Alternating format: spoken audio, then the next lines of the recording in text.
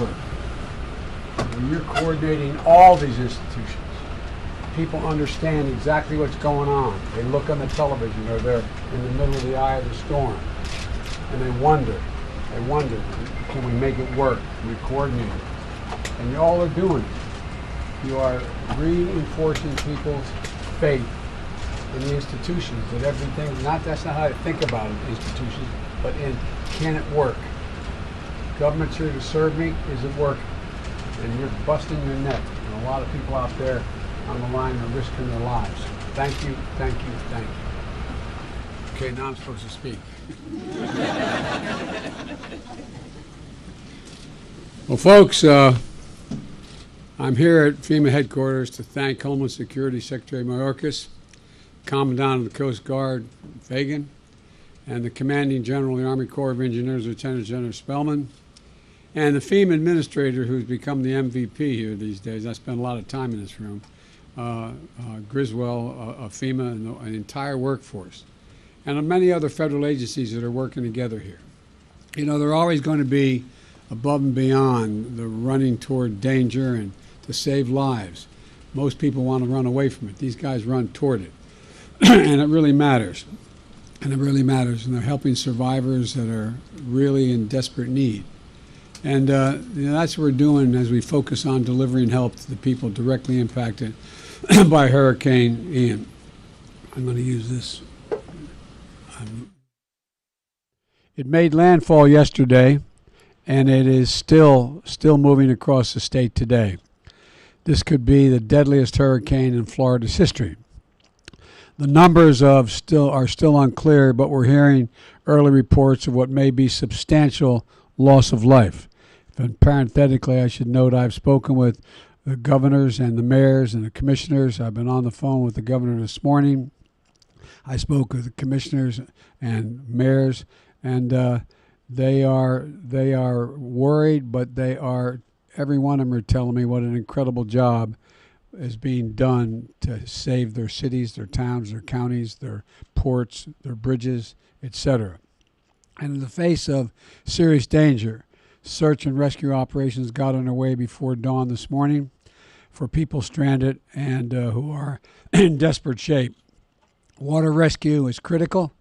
Coast Guard deployed 16 rescue helicopters, 6 fixed-wing aircraft, and 18 rescue boats and crews.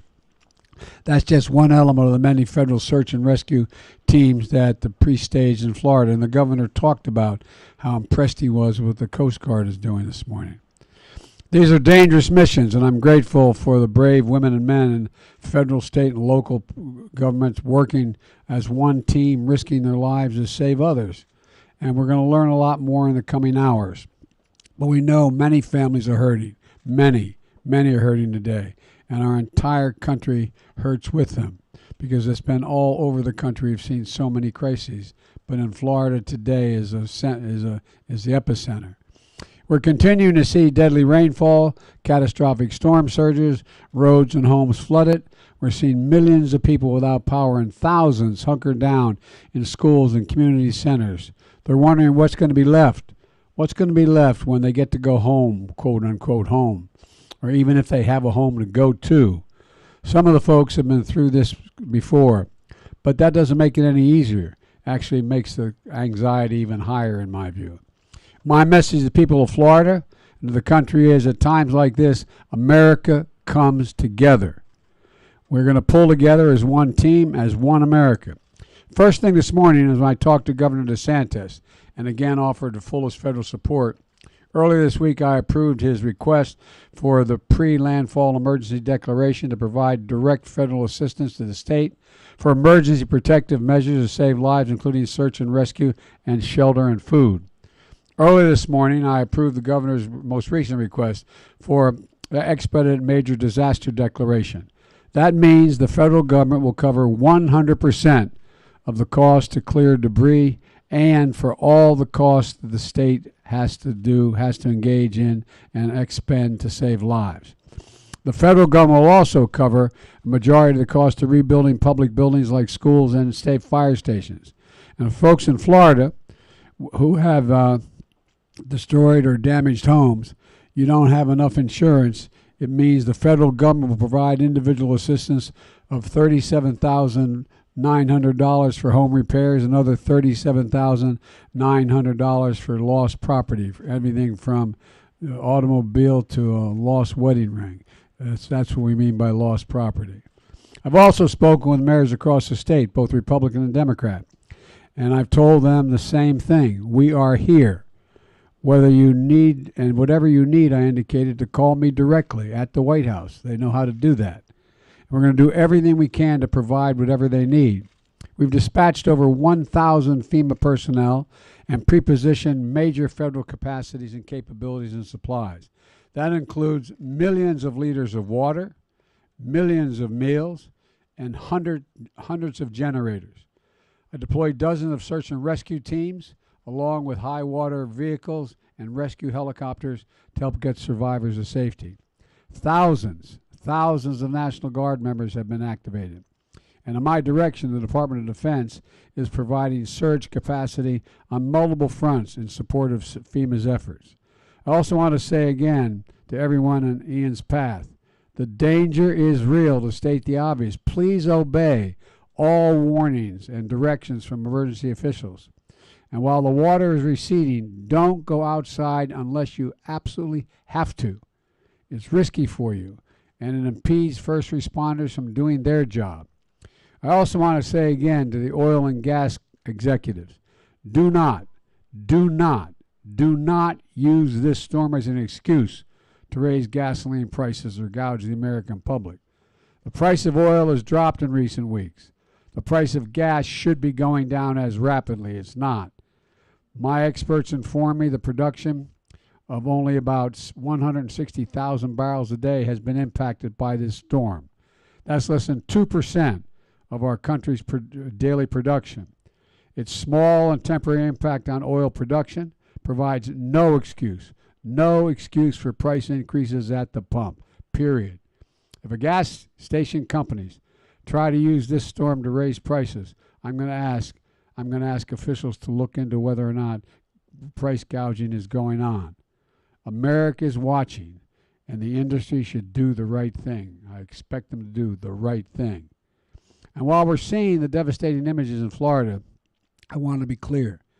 To the people of Puerto Rico, we're not gone away. I am committed to you and the recovery of the island. We'll stand by you for however long it takes to get it done. I know the folks here at FEMA and across the federal government are working nonstop around the clock. That's why finally, I want to thank the first responders, the National Guard, the Coast Guard, service members, and the search and rescue personnel who are working to get people to safety and to restore power, water, and phone lines.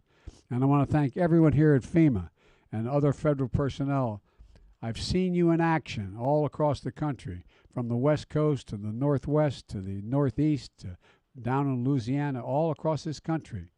And just in the last 2 weeks, you've been working 24/7. No matter what and when emergencies happen, FEMA is always there. You deserve the nation's gratitude and full support. And right now, if you're in the National Guard and you get called up, you can still keep your job. But if you're in a FEMA reserve, that's not the case. That's why early this morning, I signed into law the Bipartisan Crew Act, championed in the Senate by Gary Peters and Rob Portman, in the House by Dina Titus and John Katko.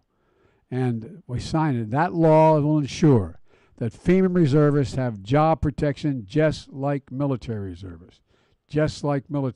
So when you're called up to help with a disaster, you can now focus on that mission without worrying you might lose your job, your day job, or receive some other penalty at work because of this national service. That's what the Crew Act guarantees. And it's going to help people become gain more civilian reservists out there. And it's going to make FEMA stronger. It's going to make America stronger. That's who we are. Every time disaster strikes, emergency crews from all over the country, from across the federal government show up to help, like they're doing right now in Florida. That's America. A country of women and men willing to serve, willing to leave their own families to help a stranger's family. Everyone hard at work in Florida right now deserves our thanks. And when the conditions allow it, I'm going to be going to Florida to thank them personally so we don't get in the way. I'll do our best. We're going to do our best to build Florida back as quickly as possible, but we're not going to be leaving. We're going to build it back with the state and local government. However long it takes, we're going to be there. That's my commitment to you. I want to now turn it over to Secretary Mayorkas. Sure. Mr. President, do you plan to meet with Governor DeSantis when you're down there? I'll meet with everybody who's around. And Mr. The President, answer is yes, if he wants to meet. do you plan to go to Puerto Rico as well? That's my intention. Thank you very much, Mr. President. Our hearts go out to the people in the affected areas. At DHS, our highest priority is the preservation of life and safety. DHS is working with our federal, state, local, and non-governmental partners to support the needs of the areas that are and may be impacted by Hurricane Ian. I want to thank the President for his leadership in signing the major disaster declaration that unlocks critical assistance to help jumpstart impacted Floridians' road to recovery. FEMA and the United States Coast Guard are focused on life-saving and life-sustaining response operations, and we are launching the recovery mission. The Coast Guard has completed extensive preparations in advance of Hurricane Ian to minimize impacts to maritime commerce, ensure public safety, and position ourselves for a rapid response. Currently, the Coast Guard has aircraft, cutters, flood response assets, and response personnel staged throughout Florida ready for immediate deployment. FEMA has teams in place who are ready to help those who need it most. We have thousands of our personnel deployed throughout the Department of Homeland Security, not only from FEMA and the United States Coast Guard, but also from our Cybersecurity and Infrastructure Security Agency and from TSA. Today, I will be activating the DHS Surge Capacity Force so that we can bring to bear additional personnel from across the department to support disaster survivors in Florida. When a catastrophic event hits, DHS approaches response and recovery work with a full expanse of our resources and our capabilities. Our work in support of those affected by Ian will continue in the days, weeks, and months to come. This is not just a here today and gone tomorrow. We are here, as the President has articulated, throughout the need for full recovery. In that regard, with respect to Puerto Rico, as the President mentioned yesterday, I approved a temporary and targeted Jones Act waiver to ensure that the people of Puerto Rico have sufficient diesel to run generators needed for electricity and the functioning of critical facilities as they recover from Hurricane Fiona. We are in it for the long haul. Now, it's my pleasure to turn it over to Administrator Deanne Criswell of FEMA. Thank you, Mr. Secretary. I would first like to, again, begin by thanking the President for being here in FEMA's National Response Coordination Center. This is the heartbeat of what we do right here. This is where we bring the federal family together. These are some amazing public servants. I'd also like to thank the President for signing the Crew Act earlier this morning. Mr. President, behind us here are dedicated public servants from across the federal family. Behind us are the dedicated public servants who have been working tirelessly, day in and day out, to get help to those who need us most.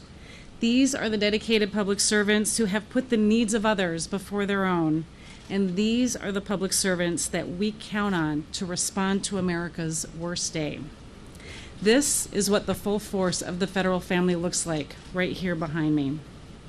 I'd like to recognize every single person here, as well as those on the ground in Florida and those supporting from our Region 4 office in Atlanta, for the extraordinary efforts that they have put forth during this historic emergency response. So we have been brought together here in a moment when millions of Floridians are navigating the aftermath of what is going to be one of the most catastrophic events they've experienced. My heart aches for those people who have been in the path of Hurricane Ian, for the lives that have been forever changed by this storm, and for the communities that will simply never be the same. America woke up this morning to images like Naples, Punta Gorda, and Cape Coral submerged underwater. Homes across Fort Myers that have been torn from their foundations, and boats that have been found blocks away from where they were moored. But Hurricane Ian is still a very life-threatening storm. We are expecting the storm to continue making its way to Georgia, South Carolina, and into North Carolina, maintaining tropical storm force winds, deadly storm surge, and rainfall of up to 12 inches. As many have said, Hurricane Ian is going to be a storm that we talk about for decades. But from the moment Hurricane Ian became a threat, we already had the right teams in place who were ready to answer the call of those that need us most. To the heroic first responders and search and rescue teams that have been running towards danger to save lives, to the brave medical teams providing compassionate and life-saving care, to the local, state, and federal emergency managers working side by side to tackle challenge after challenge, to our meteorological partners who have been providing us with critical weather data hour after hour, and to the voluntary partners providing food and shelter to those who have just lost everything. I thank you, all of you. We thank you, and our nation thanks you. Now, we know that the next few days are going to be difficult. We have some very complex problems that we are going to have to solve. But like I said, we have the right teams in place who are ready to help those who need us most. And as I shared with the President just moments ago, search and rescue missions are already taking place across the impacted areas by land, air, and sea. We have teams ensuring critical health facilities like hospitals and adult care facilities have the support they need to care for their patients or evacuate them if still needed. We have power restoration teams making their way into devastated communities that help bring communities back online. And while we are focused on life-saving and life-sustaining response operations, we are already launching our recovery mission. An interagency recovery group is already planning for the long-term recovery needs, such as housing, debris removal, and critical infrastructure repair, as we know this is going to be a complex recovery. As you heard already, the President signed overnight a major disaster declaration that unlocks critical assistance to help these communities jumpstart their road to recovery.